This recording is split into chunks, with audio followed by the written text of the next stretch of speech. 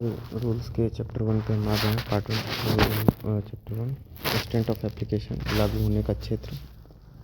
FR1 नाम और कब से शुरू होता है, कमेंसमेंट उसको बताता है। इन नियमों को फंडामेंटल रूल्स FR कहा जाता है।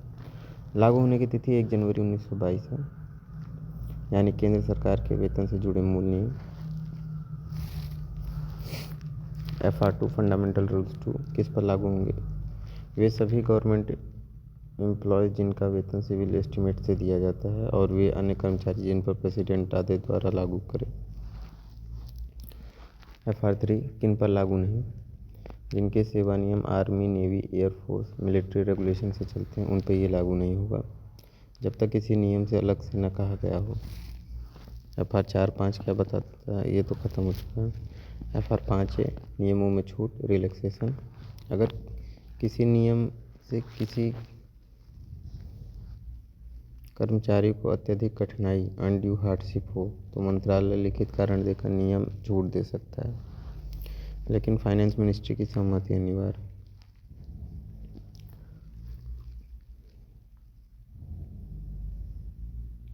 रिलैक्सेशन पावर किसके पास? मंत्रालय प्लस वित्त मंत्रालय की सहमति।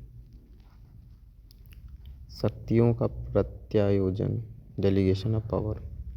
FR6 सेंट्रल गवर्नमेंट अपनी शक्तियां अधिकारियों को दे सकती है,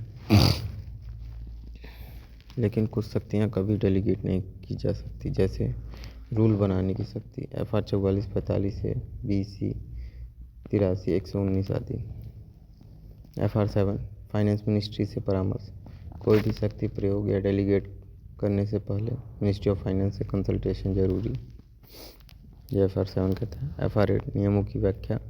FR की अंतिम व्याख्या का अधिकार केवल प्रेसिडेंट के पास है।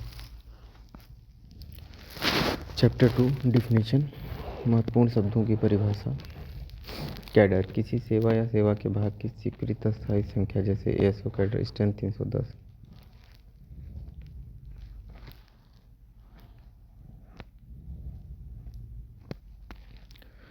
कंपेंसेटरी अलाउंस विशेष परिस्थितियों में हुए व्यक्तिगत खर्च की भरपाई, जैसे HRAT है।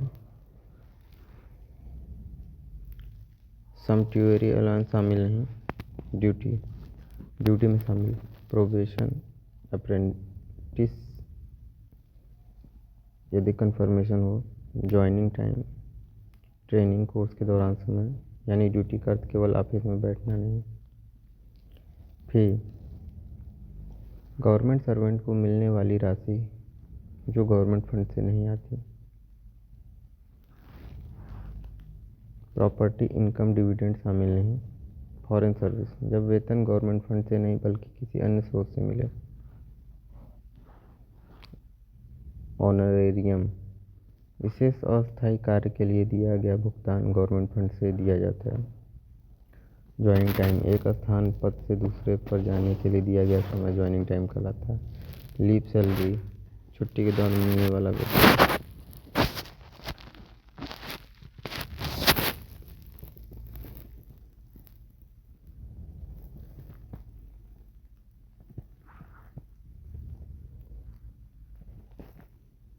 किसी कर्मचारी का अस्थायी पद पर अधिकार जब तक वह पद छोड़ न दे या नियम अनुसार हटाया न जाए। सरल शब्दों में पोस्ट पर अधिकारी। ऑफिशिएट जब कोई कर्मचारी अस्थायी रूप से किसी दूसरे पद पर काम करे। पे वेतन की परिभाषा। पे में शामिल बेसिक पे, स्पेशल पे, ओवरसीज पे, पर्सनल पे, राष्ट्रपति द्वारा पे घोषित अन्य भत्ते। परमानेंट पोस्ट बिना समय सीमा के स्वीकृत पद। टेम्प्रोरी पोस्ट सीमित समय के लिए स्वीकृत पद। टेन्योर पोस्ट अस्थायी पद लेकिन एक व्यक्ति सीमित अवधि तक ही रख सकता है। सब्सटेंटिव पे वह वेतन जो कर्मचारी को अस्थायी रूप से नियुक्त पद पर मिलता है।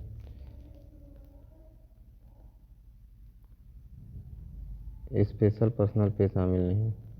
प्रिजम्पटिव पे वह वेतन जो कर्मचारी को यदि वह पद वास्तव में धारण करे तो मिलता है। स्पेशल पे कठिन कार्य या अतिरिक्त जिम्मेदारी के लिए। टाइम स्केल पे न्यूनतम से अधिकतम तक इंक्रीमेंट के साथ बढ़ने वाला वेतन। ट्रैवलिंग अलाउंस, सरकारी कार्य से यात्रा पर हुए खर्च की भरपाई।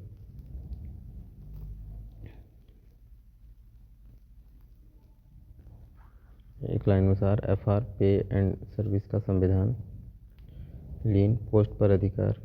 ड्यूटी में ट्रेनिंग प्लस ज्वाइनिंग टाइम भी।